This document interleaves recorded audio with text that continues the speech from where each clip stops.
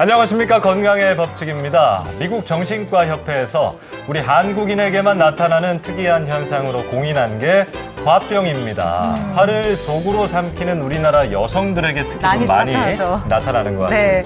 그런 반면에요. 우리나라 사람들 잘 살펴보면 화를 좀 잘 내는 다혈질인 분들도 많이 찾아볼 수가 있어요. 맞습니다. 그래서일까요? 우리나라 사람 중에는 이 고혈압 환자가 꽤 많습니다. 네, 고혈압뿐만 아니라 화를 다스리는 게 건강에는 좋을 것 같습니다. 네, 자 오늘 고혈압에 관련된 건강 정보 준비했습니다. 고혈압은 모든 병의 근원이 된다는 점 기억하시고요. 지금부터 함께 하시죠.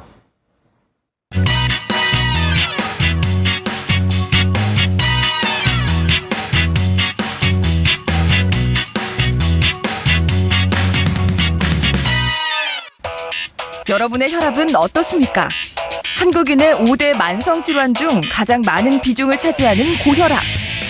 고혈압은 한국인의 건강 수명에 가장 크게 영향을 미치는 질환일 뿐 아니라 전 세계적으로도 사망을 초래하는 가장 큰 위험인자입니다.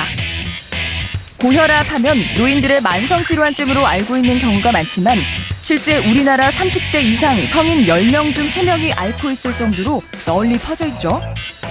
그런데 문제는 30대 남성 환자의 경우 고혈압 치료를 받는 비율이 10%에 그치고 있다는 겁니다.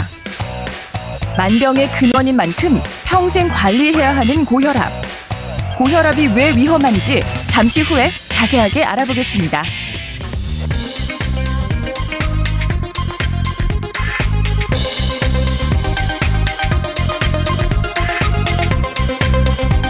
네.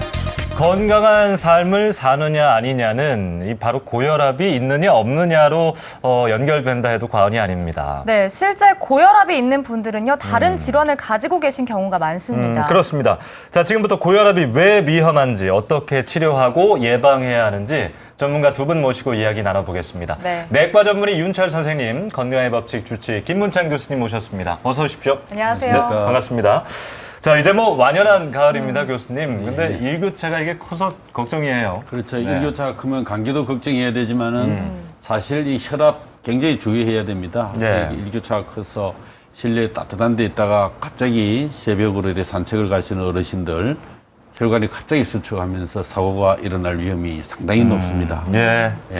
자, 이 고혈압이라는 거, 이게 병이 맞나 싶을 정도로 요즘은 너무 흔해요. 이게 어떨 때를 고혈압이라고 이야기하는 건가요? 예, 먼저 정상혈압부터 말씀을 드리면 정상혈압은 이제 수축혈압이 120 그리고 이항기 혈압이 80 미만일 때를 정상혈압으로 정의를 하고요. 그리고 수축혈압이 120에서 139 그리고 이항기 혈압이 80에서 89 사이를 고혈압 전 단계로 이제 정의를 하고 있습니다. 예. 고혈압은 이제 수축기 혈압과 이항기 혈압이 각각 140에 90 이상일 때를 고혈압으로 진단을 합니다. 그런데 최근에는 이제 우리 휴대용 이제 혈압 측정기가 가정에 많이 보급이 됐는데요. 가정에서는 이제 병원에서 혈압 측정을 하는 경우보다 조금 낮게 나타나는 경향이 있습니다. 그래서 가정 내 이제 혈압은 135에 85 이상일 때를 고혈압으로 정의하고 있습니다. 네. 근데 혈압을 매일 뭐 같은 시간에 혼자 잰다 하더라도 이게 수치가 조금씩 다르게 나올 수가 있나요? 예. 먼저 이제 혈압의 특성을 조금 말씀을 드리면요. 혈압은 이제 아무래도 환경적인 요인이라든지 호르몬에 의해서 영향을 많이 받습니다. 그래서 잴 때마다 틀릴 수 있고요. 예. 그리고 야간이나 주간 이렇게 다 틀리게 나타납니다. 보통 이제 주간 혈압이 이제 야간 혈압보다 높게 나타나고요. 그리고 이제 야간 혈압은 주간 혈압보다 보통 약 10에서 20% 혈압이 떨어진다고 되어 있습니다. 따라서 저희들이 이제 환자분들한테 혈압 측정을 이제 권유드리는 거는 하루에 2번 정도 재라고 권유를 드리는데요. 이제 그 시기는 아침에 일어나서 식전에 소변을 보시고 나서 1시간 이내에 이제 재는 게 좋고요. 그리고 취침 소변을 전에 보고 나서요? 예, 소변을 보고 나서요. 예. 그리고 취침 전에 이제 재시는 게 좋습니다. 그래서 이 두 가지 혈압을 비교하시는 게 좋고요. 아까 이제 질문하셨듯이 일정한 시간에 혈압을 쟀을 때 이제 혈압이 틀리게 나타나는 경우가 많습니다. 예. 예를 들어서 어떤 날은 혈압이 150에 90이었는데 아침에 그리고 어떤 날은 130, 80이면 대략적으로 한 20 정도 수축의 혈압이 차이가 나게 됩니다. 그런데 최근 연구에 의하면 이런 이제 혈압 차이가 15 이상 나타나게 되면 뭐 예를 들어서 뇌혈관이라는 심혈관 위험성, 합병증의 위험성이 증가되고 궁극적으로는 사망률을 조금 높인다는 보고가 있어서 조금 주의를 요하게 됩니다. 그것도 한번 체크를 해봐야겠네요. 예. 네.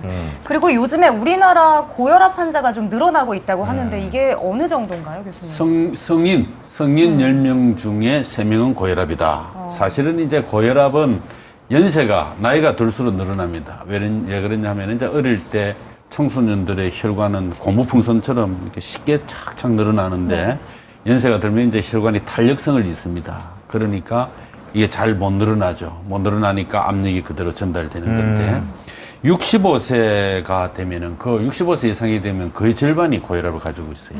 그러니까 30대는 한 7% 미만 이런데 50대, 60대, 70대를 가면서 너무 이렇게 급속도로 늘어나니까 30대 이상 성인은 10명 중에 3명이 고혈압이다. 아하. 이렇게 보시면 됩니다. 예. 그것보다 저는 더 걱정되는 게 30대 이상 성인의 10명 중 3명이 고혈압이지만 치료를 받는 사람은 그중에 10% 정도다. 예, 이거 너무 적은 거 아닌가요? 예, 뭐 일단은 뭐 최근에 이제 우리 뭐 생활 습관에 일단은 뭐 변화가 있으면서 최근 젊은 층에서 이제 비만 환자들이 좀 많이 늘어나고 있습니다. 네. 이런 비만 환자들은 결국 대사증후군과 연결되는데 그래서 그런지 몰라도 한 30대에서 40대 사이에 이제 혈압 환자들이 최근 많이 늘어나는 추세인 것 같습니다. 그런데 이제 이 그룹에서 30대, 40대 환자에서 치료하는 현장에서 느끼는 문제점은 뭐냐? 예. 일단 나이가 젊기 때문에 이제 고혈압 치료를 받으려고 하질 않는 경향이 나는 있다고 괜찮을 했습니다. 거다. 예, 예. 나이가 젊으니까 괜찮다. 그리고 이제 한참 왕성하게 사회 활동을 일단 나이기 때문에 실제로 이제 고혈압 치료에서 중요한 생활 습관 교정, 즉 뭐 금연, 검주, 뭐 체중 조절, 저염식, 뭐 유산소 운동 같은 거 할 시간이 없다라고 어쩔 수 없이 회식 말씀하시는데 가야 된다. 말씀을 하시는 분들이 예. 되게 많습니다. 따라서 그렇지만 일단 어차피 고혈압 자체가 이 치료가 중요한 이유는 결국엔 나중에 이제 합병증이 안 생기게 하겠는데 30대, 40대 때 이렇게 혈압을 관리 안 하게 되면 나중에 합병증이 문제가 될 수 있겠죠. 예. 그래서 이들 젊은 나이에 들한테 어떻게 이제 치료에 대한 모티베이션 이게 동기부여를 하는가 그게 조금 네, 중요한 예. 사항일 것 같습니다. 저 조심해야겠네요. 저도 이제 30대로 접어들었으니까. 근데 고혈압이 이제 있다고 하면 집안 내력이다. 이게 유전이 잘 된다 이런 얘기를 저희가 좀 하거든요. 어떻습니까? 예, 뭐 고혈압은 뭐 이렇게 유전적인 성향이 강한 질환 중에 하나입니다. 네. 그래서 부모님 두 분이 이제 고혈압 환자분이시면 이제 자녀에서 고혈압이 나타나는 게 한 80% 정도 된다고 보고하고 그렇게 있고요. 높아요. 두 분 중 한 분이 고혈압이시면 약 25에서 50% 정도 자녀에서 고혈압이 발생될 수 있다고 보고되고 있습니다. 예. 뭐 유전성도 있겠지만 요즘에 왜 우리나라 사람들 식습관이라든지 아. 생활 습관이 많이 변했잖아요. 이것도 하나의 영향이 미칠 것 같은데. 그렇죠. 식습관, 생활습관. 이게 이제 사실 1961년에 이제 미국 보건소에서 보고서를 내놓습니다. 네.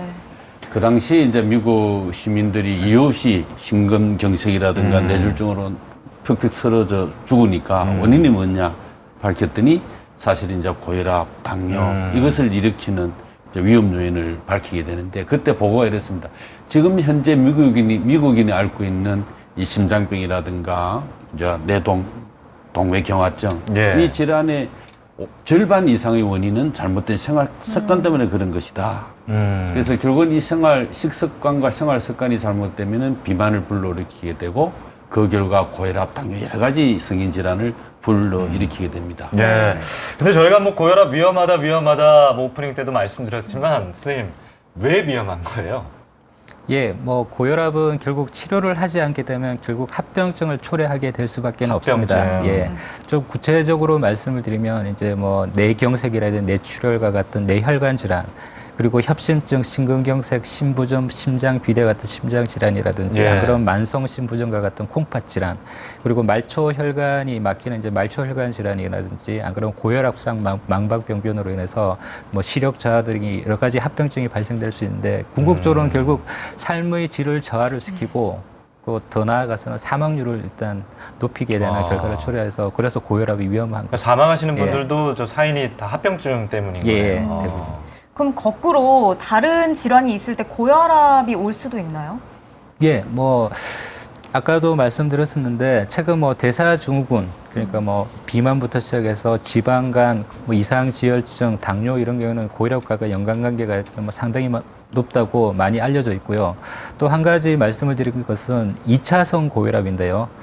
2차성 고혈압은 뭐냐면 일단은 고혈압이 하나의 증상으로서 나타나는 것입니다. 예를 든다면 뭐 부신 질환이라든지 갑상선 질환이라든지 신장 혈관이 막히는 질환 같은 경우에는 고혈압이 나타나게 되는데 이러한 2차선 고혈압은 원인되는 질환을 치료를 하게 되면 고혈압은 저절로 좋아지게 됩니다. 예. 그리고 또 고혈압하면 당뇨랑 항상 이렇게 좀 연관돼서 그렇죠. 말이 나오잖아요, 교수님. 그렇죠. 현재 이제 우리나라 국민의 사망 원인 첫 번째 1위가 뭐냐면은 중풍입니다. 뇌혈관 질환이고 2위가 이제 심장 질환인데 그 중풍과 심장 질환의 주된 범인이 이 고혈압과 당뇨입니다. 고혈압과 당뇨인데 전에는 이제 고혈압 환자가 먹는 약이 예. 당뇨를 유발할 것이다. 그 전에 이제 베타 차단제라는 약과 이뇨제. 이게 보니까 미국은 이 약으로 인해서 매년 10만 명의 당뇨 환자가 발생한다 하는 보고도 있고 그래요. 근데 이제 당뇨와 전혀 상관없는 약을 복용했을 때는 과연 어떻게 될 것이냐 네. 보니까 고혈압을 가진 환자에서 당뇨 발생이 굉장히 높은 거예요. 고혈압이 왔다 그러면 이미 우리 윤철 선생님께서 말씀하신 대로 뇌당능 장애, 대사 장애, 대사증후군이라고 이야기했는데 이것이 이미 와 있는 거예요. 그러다 보니까 그때부터 철저히 관리를 해야 되는데 안 하니까 결국은 당뇨까지 겹쳐지게 되는 것이죠. 예. 자, 그럼 이쯤에서 시민들과 함께하는 어떤 알쏭달쏭 건강상식 시간 좀 가져보겠습니다. 네, 첫 번째 궁금증은요. 뒷목이 뻐근하면 고혈압일 수 있다입니다. 네, 소위 뭐 막장 드라마 같은 데 보면 이런 뒷목 장면들 잡죠. 많이 봅니다. 네. 근데 이게 웃고 넘어갈 일만은 아닌 것 같아요. 자, 시민들의 생각부터 들어봤습니다. 네, 안녕하세요. 건강지킴이 김수희입니다. 이렇게 뒷목 잡을 일이 있으면 안 되겠죠. 과연 이런 것들이 고혈압과 어떤 관계가 있을까요? 시민분들의 생각 지금부터 함께 알아보도록 하겠습니다. 평소에 혈압은 좀 어떤 편이세요? 저는 항상 이렇게 체크해봤을 때는 정상이라고 나왔었거든요. 아, 정상, 뭐 저혈압도 아니고 네, 고혈압도 아니고. 네, 네. 근데 우리 살다 보면 뭐 스트레스도 있고 몸이 피곤하면 혈압이 좀 올라가고 내려가거나 좀 달라질 수가 있잖아요. 네. 특히 뒷목? 하면서 뒷목 잡는 그런 일이 혹시 있으신가요? 평소에? 제가 지금 중학교 3학년 아들이 있거든요. 네. 근데 대박이다. 네, 좀 많이 사춘기다 보니까 근데 요즘에 아들 때문에 조금 네. 아무래도 우리 자녀가 있는 네. 부모님들께서는 혈압이 조금 상승하지 않을까 네. 이런 생각이 드는데 문제를 통해서 한번 알아보도록 하겠습니다. 뒷목이 뻐근하면 고혈압일 수 있다. 맞으면 O, 틀리면 X. 하나, 둘, 셋. 오! 드라마 같은 데 보면 네. 막 혈압 오르신다고 뭐 그런 말 들었던 것 같아서 네. 뒷목이 뻐근하면 고혈압일 수 있다. 맞으면 O, 틀리면 X. 하나, 둘, 셋. 정답? 오! 이제 너무 열이 받으면 네. 뒷골도 땡기고 그다음에 좀 얼굴도 약간 좀 열이 올라서 좀 빨개지는 느낌도 있는 것 네. 같고 그래서 약간 고혈압이라고 하면은 아무래도 일반적으로 사람들이 좀 이렇게 화가 많이 나거나 네. 충격을 받았거나 그러면 이렇게 순간적으로 약간 이렇게 혈압이 상승하면서 혈관이 뭐 이렇게 출혈이 생긴다든지 네. 뭐 그럴 수도 있는 것 같아서 네, 좀 연관성이 있는 것 같아요. 뒷목이 뻐근하면 고혈압일 수 있다. 맞으면 O, 틀리면 X. 하나, 둘, 셋. O. 정답 O. 뒷목 아프다 그랬잖아요. 네. 막 퇴근 전에 하면 그때 막 머리로 피가 막 솟구치는 느낌이 들더라고요. 네네. 그게 고혈압의 그 하나의 이렇게 초기 증세가 아닐까. 예. 네, 시민들의 생각 들어봤는데요. 뒷목이 뻐근하면 고혈압일 수 있다. OX 선생님 대답해 주시죠. 예, 정답은 X입니다. 아, 엑셀 좀 상관이 온 줄 없네요. 알았는데. 네. 예. 이 질문에 대해서는 이제 대한고혈압학회에서도 일단은 이렇게 발표한 바가 있는데요. 네. 이 뒷목이 뻣뻣한 경우에는 고혈압이 아닌 가능성이 많다는 게 정설이고요. 이렇게 물론 이 고혈압일 수도 있긴 있지만 일단 어떤 경우에 이렇게 고혈압에 의해서 뒷목이 뻣뻣한 경우는 갑작스럽게 혈압이 상승되거든지 예. 아주 혈압이 높은 경우에는 뒷목이 뻐근할 수도 있습니다. 그렇지만 대부분의 혈압은 이 뒷목을 뻐긋하는 증상을 유발하지는 않습니다. 실제로 이제 뒷목이 뻐긋한 환자에서 일단 혈압을 재보면 실제로 혈압이 높으신 분들이 있습니다, 간혹. 예. 그런데 이거는 우리나라 고혈압의 유병률 자체가 30%로 되게 높기 때문에 그냥 이런 유병률이 높은 상황에서 혈압을 재니까 우연히 높게 나타난 것이지 이것 자체로 인해서 뒷목이 뻐근한 것은 아니고 뒷목이 뻐근한 이유는 오히려 뭐 스트레스에 의한 근육 긴장이라든지 뭐 디스크 안 그러면 뭐 경부염자라든지 이런 근골격계 질환으로 보는 게 타당할 것 같습니다. 예, 그렇군요. 그렇다면 뭐 고혈압이 있을 때 자기 자신이 좀 느낄 수 있는 증상은 뭐 없나요? 뭐 고혈압에 대한 특정 증상은 없지만 실제로 뭐 굳이 이제 찾아보자 그러면 어지럽다든지 피로하다든지 두통 등의 증상이 있을 수 있겠지만 주로 이제 고혈압은 합병증이 생기게 되면 증상이 유발됩니다. 결국 이제 합병증이 생긴 장기별로 이제 증상이 유발되는 거죠. 그러니까 그 합병증 검사를 받기 전까지는 내가 고혈압 환자인지 모르고 지나가는 경우도 있겠어요. 예, 대부분의 고혈압 환자는 합병증이 없는 한 증상이 없는 경우가 대부분입니다. 근데 따라서 이제 이런 고혈압 환자들 고혈압을 일명 뭐 조용한 살인자라든지 침묵의 살인자라 이렇게 부르는 이유가 이제 이 이유입니다. 예. 근데 이 고혈압보다도 저혈압이 더 위험하다 이런 얘기를 들었거든요. 이게 무슨 얘기예요, 교수님? 저혈압이라는 진단은 없습니다. 그리고 저혈압이라는 참 많이 쓰는데. 진단 기준도 없고 단 이제 기립성 저혈압이라는 건 있어요. 기립성. 우리가 일었을 때 수적기 혈압이 20 이상 떨어지거나 이완기 혈압이 10 이상 떨어지면 우리가 기립성 저혈압이라고 하고 그 외에 이제 정상인 분들이 혈압이 낮게 측정된다고 해서 저혈압 이렇게 하는데 그건 저혈압이라 하자. 우리가 저혈압이라고 하는 것은 하나의 증상으로서 하나의 징후로서 저혈압입니다. 예를 들어서 뭐 교통사고로 아니면 수술했는데 과다출혈로 혈압이 잡히지 않는다든지 이럴 때 이제 우리가 저혈압. 그다음에 이제 쇼크 상태로 왔을 때 갑자기 쓰러졌다 도위에 이럴 때 혈압이 안 잡힐 때 우리는 저혈압. 그때는 빨리 생리식염수를 주입한다든지 하나의 정으로서 그렇고 건강한 사람, 멀쩡한 사람이 생활하는데 아무 불편하지 않는 사람에게서 혈압이 좀 낮게 측정된다고 해서 저혈압이라는 진단을 붙이지 않습니다. 그런 기준도 없습니다. 오늘 처음 알았습니다. 저희는 저혈압이란 말 자주 썼는데. 자, 그럼 이제부터는 고혈압을 낮추는 방법, 치료하는 방법에 대해서 좀 알아보겠습니다. 일단 고혈압이 있으면 음식을 좀 싱겁게 먹으라 이런 말 많이 들었어요. 실제로 그렇습니까?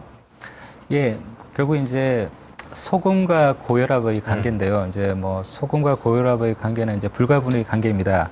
이제 소금 속에 이제 나트륨이라고 하죠. 이제 나트륨은 이제 혈액 내에 이제 존재를 하게 되는데 이 혈액 내에 존재를 하면서 물 성분을 혈액 내로 일단은 따라 끌어당기게 됩니다. 이렇게 되면 혈압이 되는데 우리나라에서 일단 평균 하루 소금 섭취량은 대략 연구하는 기간마다 조금 차이는 있지만 대략 12에서 15g 정도 된다고 알려졌습니다. 이는 사량보다는 훨씬 높은 수치인데요. 대표적인 이유는 뭐 김치찌개, 된장찌개 그리고 국, 그러니까 찌개 문화라든지 국 문화 때문에 이제 되는 건데 우리 고혈압 학회라든지 WHO에서 공고하는 한 6g 정도 섭취를 권고를 하고 있습니다. 6g? 예. 대략적으로 반 이상 낮추는데 이는 이제 티스푼 한 스푼 정도의 이제 양인데요. 6g에 정해진 이유는 우리 짠맛에 익숙해져 있는 혀가 일단 느낄 수 있는 최소한의 이제 소금 단위가 6g으로 이렇게 알려져 있습니다. 이렇게 이제 우리가 6g으로 저염식을 하게 되면 이제 평균 혈압 강화 효과가 어느 정도 되냐면 4에서 6 정도 떨어진다고 알려져 있습니다. 알겠습니다. 근데 이게 뭔 소린가요? 저희 작가님이 좀 조사를 하신 건데 소금을 많이 섭취해도 문제지만 너무 적게 먹어도 심혈관 질환에 걸릴 수 있다. 고혈압이 있는 분들에게는 조금 헷갈리실 수도 있을 것 같은데 교수님 어떻습니까? 건강한 사람에게서 소금 섭취가 적다고 해서 심혈관 질환이 더 생겨난다. 이런 걱정은 전혀 하실 필요가 없습니다. 단 이제 어떤 질환이 있는 분들에게서 음식 섭취도 제대로 안 되고 우리 정상인들은 조금 짜게 먹거나 좀 싱겁게 먹어도 우리 몸에서는 항상성을 유지를 합니다.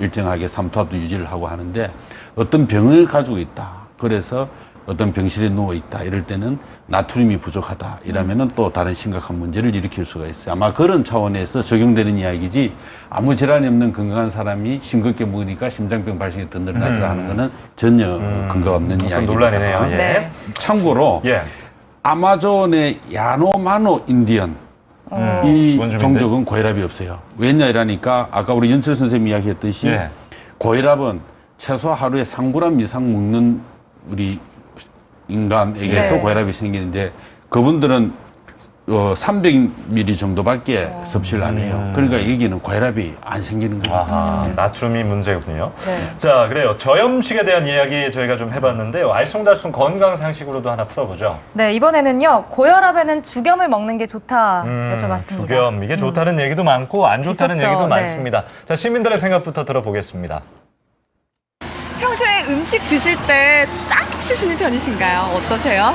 예전에는 조금 짜게 먹었는데 네. 요즘은 이제 그 건강검진을 보고 조금 싱겁게 먹으려고 노력하고 있어요. 아, 건강검진은 어떤 면 때문에 좀 나트륨을 줄여야겠다라고 생각을 하셨는지요? 아무래도 고혈압 전 단계가 나와서 네. 조금 이제 식습관을 짜게 하면 안 되겠다라는 생각이 들어서 조금은 이제 싱겁게 먹으려고 하고 있어요. 고혈압에는 죽염을 먹는 것이 좋다. 맞으면 O, 틀리면 X. 하나, 둘, 셋. 정답 O. 네. 대나무 안에서 네. 이렇게 넣어서 익힌 소금이라 살균도 좀 됐을 것 같고 네. 아무래도 조금 더 영양학적으로 좋을 것 같아요. 그냥 소금보다는. 고혈압에는 죽염을 먹는 것이 좋다. 맞을까요? 틀릴까요? 하나, 둘, 셋. 고혈압에는 죽염이 좋다. 좋을 것 같아요. 일단 O. 죽여 보면 좋지만은 고혈압 약간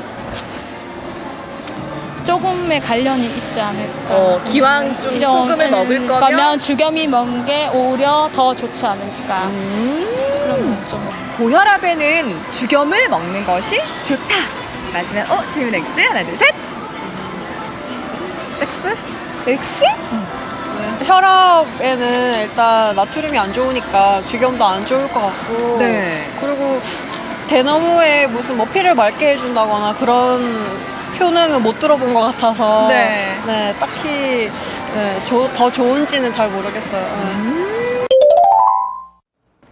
네, 죽염이 왜 건강에 좋다는 얘기 때문에 한때 또 인기를 끌었었잖아요. 뭐 치약도 있지 않습니까? 네, 예. 궁금합니다. 고혈압에는 죽염을 먹는 게 좋다. O인가요, X인가요? 이제 정답은 X입니다. 상관이 좀 없었어요. 알았는데, 네. 예, 일단 뭐 최근 뭐 인터넷이라든지 뭐 여러 군데 자료를 조금 보면 뭐 죽염에 미네랄이 많이 포함이 돼 있어서 예. 뭐 이렇게 만성 질환을 예방하고 치료하는 데 도움이 된다라는 얘기가 많지만 실제로 의료계 내에서는 우리 죽염은 일반 소금과 크게 차이가 없다라고 일단 생각하는 게 대부분입니다. 따라서 뭐 죽염을 먹어가지고 고혈압이 조절되고 이런 건 아니고 이제 고혈압은 아까도 말씀드렸다시피 일단은 싱겁게 드시고 예. 그리고 운동 열심히 하시고 그리고 필요하면 약을 꾸준하게 드셔서 조절하시는 게 제일 좋습니다. 알겠습니다. 한국 사람들요 정말 짜게 먹습니다. 싱거운 집 가면 일단 맛없는 집이거든요. 예. 교수님 평소에 좀 이렇게 소금을 적게 먹을 수 있는 식사법 어떤 게 있을까요? 우선은 이제 발효된 장으로 간을 맞추라 이렇게 되어 있습니다. 사실은 소금으로 간 맞추는 것보다. 두 번째는 이제 국물 요리, 찌개 요리를 이제 좀 적게 먹도록 해라 이제 이건데 사실은 이제 저는 좀 이번 기회에 드리고 싶은 말씀은 예. 이제 연세 드신 분들 혈압이 있으시다고 해서 할머니, 할아버지들 70, 80 되신 분들에게 뭐 따님들이나 매년님들 이런 분들이 확 간을 줄여버리면 입맛을 잃어버려요. 이건 건강이 더 위험해질 수 있습니다. 평소에 덜 해오시던 분들, 이런 분들은 약만 이렇게 꾸준히 잘 복용하시도 어느 혈압은 조절되니까 너무 그래 하지 마시라 하는 말씀을 드리고. 네. 그럼 그래 안 하면은 어떻게 할 것이냐. 야채를 많이 드시게 하고. 그 다음에 콩, 감자 이런 거. 그 다음에 이제 우리가 건강에 좋다고 하는 오이, 부추, 버섯 이런 것을 드시게 되면은 우리가 체내에 있는 나트륨 배설을 촉진시켜 줍니다. 그리고 이제 이런 데 많은 칼륨이 나트륨을 대신하면서 우리 몸에 또 삼투압과 항상성을 맞춰주죠. 그러니까 네. 될 수 있으면 좀 짜게 드신 분들에게는 이는 야채라든가 버섯, 몸에 이제 감자, 고구마, 뭐 토마토, 브로콜리, 녹황색 채소를 대신 많이 드시게 하자. 네. 이걸 좀 권유하고 싶습니다. 저는 무조건 줄이라고 하실 줄 알았는데 좋은 새로운 거를 좋은 함께. 방법이네요. 그거 쉽지 않아요. 예, 네. 예, 예. 근데 식사법도 참 중요한데요. 평소에 체중 관리하는 것도 굉장히 중요하지 않을까 싶어요. 체중이 줄면은 혈압은 줍니다. 반드시 그렇게 돼 있어요. 체중 네. 5%가 줄이면은 혈압은 수축이 혈압이 적어도 10에서 20 가까이 떨어집니다. 그러면 내가 혈압이 160, 뭐 180인데 약을 먹어야 되잖아요. 이 정도면은 예. 체중만 정상 체중을 돌아오면 혈압이 떨어져서 약 먹을 필요가 없는 거죠. 그래서 체중을 줄이면은 혈압도 정상이 됩니다. 그 고기는 어떻습니까? 돼지고기, 소고기, 뭐 닭고기 고혈압 있는 분들한테는 좀 네. 적게 먹어야 되나요? 먼저 고혈압이 네. 있으신 분들한테 이제 드셔야 되는 식이요법을 간단하게 이제 말씀을 드리면 채소, 과일을 많이 드시고 예. 생선을 더 많이 드시고 생선. 그리고 지방을 적게 섭취하라. 이게 이제 정답입니다. 그러면 이제 과연 소고기, 돼지고기를 먹는 게 좋느냐, 안 먹는 게 좋느냐. 네. 보통 육류 드시면 보통 안 좋다고 생각하는 경향이 많죠. 네. 근데 이제 최근 이제 뭐 미국에서 발표된 보고를 보면 이제 돼지고기, 닭고기에 주 살코기, 지방질이 없는 부위를 아하. 먹어보니까 혈압 강화 효과가 있다는 또 보고도 요새 많이 나오고 있는 상황입니다. 예. 따라서 지방이 포함되어 있는 안은 살코기를 드시면 크게 뭐 문제는 없지 않을까 싶고 되도록이면 생선을 더 많이 섭취하는 게 좋겠죠. 그러니까 돼지고기를 먹더라도 삼겹살 먹더라도 이렇게 기계에 구워 먹는 구우는 것보다는 삶아 먹는 게 또 지방이 더 아, 빠지니까 네. 예, 그런 게 좀 좋겠네요. 그리고요, 또 이 얘기하네요. 술이나 담배 좋지 않다는 거 뭐 다들 알고 계신데 고혈압에는 정말 안 좋을 것 같다는 생각이 들어요. 어떻습니까? 이게 뭐 술은 당연히 혈압을 상승시킵니다. 네. 그리고 이제 고혈압 약제에 대한 저항성을 증가시킨다고 되어 있습니다. 그렇지만 우리가 뭐 실제로 살다 보면 사회생활을 하다 보면 술을 또 안 드실 수는 없거든요. 그래서 뭐 고혈압 팟캐에서 이제 나온 우리 알코올 허용량을 조금 말씀을 드릴게요. 그럼 허용량이 있어요? 예. 예. 맥주는 한 700cc 정도, 예. 그리고 종종은 한 200cc. 하루 기준인가요? 아니면- 예, 하루인데 예. 또 이렇게 너무 자주 드시면 안 좋고요. 예, 예. 와인은 이제 200에서 300cc면 와인 잔으로 한 잔 정도. 그렇네요. 그리고 예. 소주는 두세 잔 정도가 적당하다고 알려져 있습니다. 예. 그리고 흡연은 일단은 우리 담배 안에 있는 니코틴 자체가 이제 혈압을 상승시키는 역할을 하고요. 특히 주간 혈압을 많이 상승시킨다고 알려져 있습니다. 예. 담배는 이제 특히 더 안 좋은 이유는 이제 뭐냐면 우리 고혈압 자체가 심혈관이나 뇌혈관에 이제 위험을 증가시키는 독립인자로 되어 있는데 담배 역시 마찬가지로 고혈압과 관계없이 위험인자로 되어 있습니다. 따라서 고혈압 환자에서 흡연을 하게 되면 그 위험성은 더 배가 되는 것입니다. 예. 안 좋죠. 술은 여자는 한 잔, 남자는 두 잔이 허용치입니다. 알겠습니다. 알겠습니다. 네. 예. 근데 이 지금까지 쭉 얘기했던 생활 습관들로 혈압 조절이 되면 참 좋겠지만 그렇지 않은 경우도 있을 것 같거든요. 예, 어차피 고혈압의 치료는 생활 습관 조절과 그리고 이제 고혈압 약제입니다. 생활 습관만으로는 일단 잘 조절되지 않는 게 현실입니다.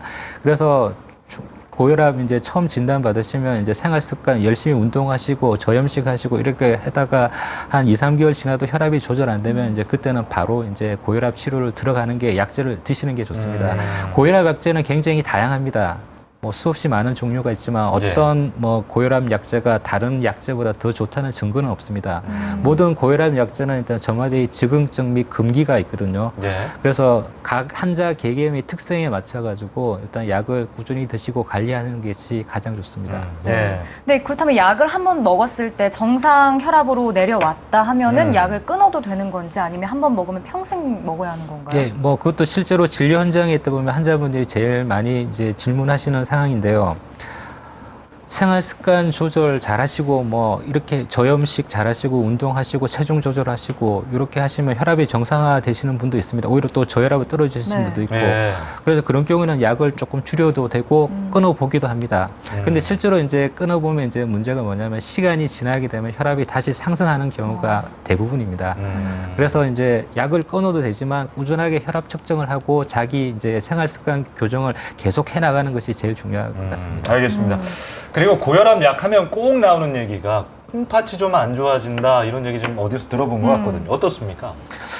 예, 이 자체는 일단은 고혈압 약제를 콩팥을 나쁘게 만드는 그런 약은 없습니다. 오히려 네. 반대입니다. 최근 나온 이제 우리 ARB 차단제 계통의 혈압약은 오히려 콩팥을 보호하는 역할을 합니다. 아, 그래요? 결국 이제 혈압을 떨어뜨리는 역할도 있지만 예. 최근에는 이제 콩팥을 더 안 나빠지로 하는 그런 역할도 있기 때문에 오히려 콩팥이 나쁘신 분들은 할 때는 이제 적극적으로 권장을 하고 이게 있습니다. 오해군요. 고혈압 약을 잘 복용하는 것이 이제 만성 이제 심부전을 예방하는 길이고 단 신장이 이제 나빠졌을 때는 우리가 혈압을 너무 떨어뜨려서는 안 되는 경우가 있어요. 이럴 때는 신장으로 가는 혈류를 방해를 시키니까 그럴 때는 꼭 전문의와 상담을 하셔야 되고 그다음에는 이제 아까 혈압약 말씀하시는데 드시면은 조절이 잘 되잖아요. 그런데 이제 환자분들이 잘 안 먹어봐요. 안 먹으면 이게 한 달 가요, 한 달.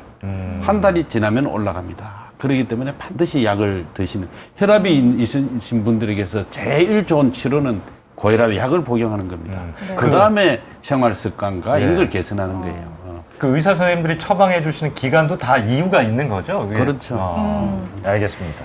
그리고 또 평소 고혈압이 있으신 분들은 좀 과격한 운동은 혈압이 올라가니까 아무래도 좀 피하는 게 맞겠죠? 예.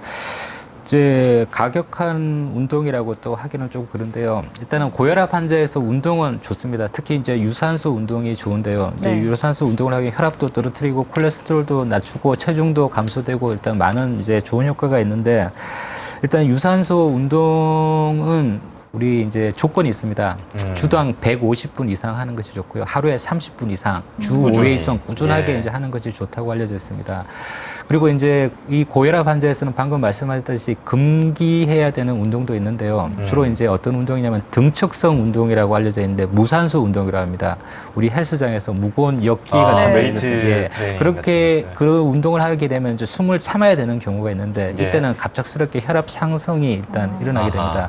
그래서 아주 약한 뭐 고혈압 환자들은 크게 상관은 없지만 조절되지 않는 고혈압 환자들은 이러한 등척성 운동을 하는 것은 금기로 되어 있습니다. 그리고 또 한 가지 더 말씀을 드린 내용은 우리 심근경색이라든지 심부전과 같은 이제 합병증이 있는 고혈압 환자들이 있는데 이런 분들은 이제 운동을 함부로 하게 되면 심장에 무리가 갈 수 가지고 문제가 생길 가능성이 많습니다. 따라서 꼭 심장내과 전문의와 상의해서 어느 정도 운동 강도를 할 건지 어떤 운동을 할 건지 운동 처방을 받아서 운동을 하시는 게 중요합니다. 네. 알겠습니다.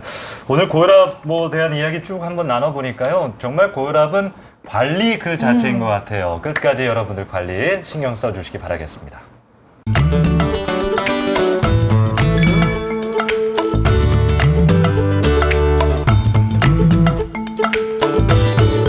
네, 오늘 고혈압이 침묵의 살인자다라는 사실 저희가 확인을 해봤습니다. 어떤 증상이 없더라도 혈압이 좀 높다 싶으면 안심해서는 안 될 것 같은데요. 네. 마지막에 좀 어떤 말씀 해주시겠습니까? 예, 고혈압의 치료는 생활습관 교정과 함께 일단은 고혈압 약제를 꾸준히 드시는 게 좋습니다. 특히 이제 조기 진단과 조기 치료가 향후 합병증 및 그리고 사망률을 감소시킨다는 보고가 있기 때문에 꾸준하게 관리하시고 열심히 노력하시는 게 중요하다고 생각합니다. 네. 네. 교수님, 화가 나는 경우가 많이 있지만 그래도 좀 꼭꼭 참는 게 좋겠습니다. 그 참아집니까? 화를 많이 내게 되면은 우리 세포를 노화시키는 산화물질이 많이 분비가 됩니다. 산화물질이 많이 분비가 되면은 우리 혈관 세포도 빨리 노화됩니다. 나이가 50인데도 불구하고 평소 화를 자주 내시는 분들의 혈관 나이는 60, 70 정도로 많이 노화가 돼 있죠. 혈압은 나이가 들수록 노화가 들수록 혈관이 탄력성을 잃기 때문에 고혈압이 생기는 것이기 때문에 평소 화를 자주 내는 것은 바로 고혈압을 증가시키고 내 혈관을 노화시키는 주범입니다. 네. 네. 자, 오늘 건강의 법칙 고혈압 알아봤습니다. 두 분 말씀 감사합니다. 네, 고혈압이 있을 경우에 아무리 싱겁게 먹더라도 규칙적인 운동을 하지 않으면 소용이 없다고 하네요. 네. 유산소 운동, 가볍게 걷고 뛰고 하는 운동 열심히 하시기 바라겠습니다. 네, 그리고 직장 생활하느라 바쁜 30대부터 고혈압의 위험성이 높아진다고 하니까요. 이번 기회에 혈압 체크 한번 해보셔도 좋겠습니다. 자, 평생 관리해야 하는 혈압 정말 중요합니다. 다음 주에 뵙겠습니다. 고맙습니다.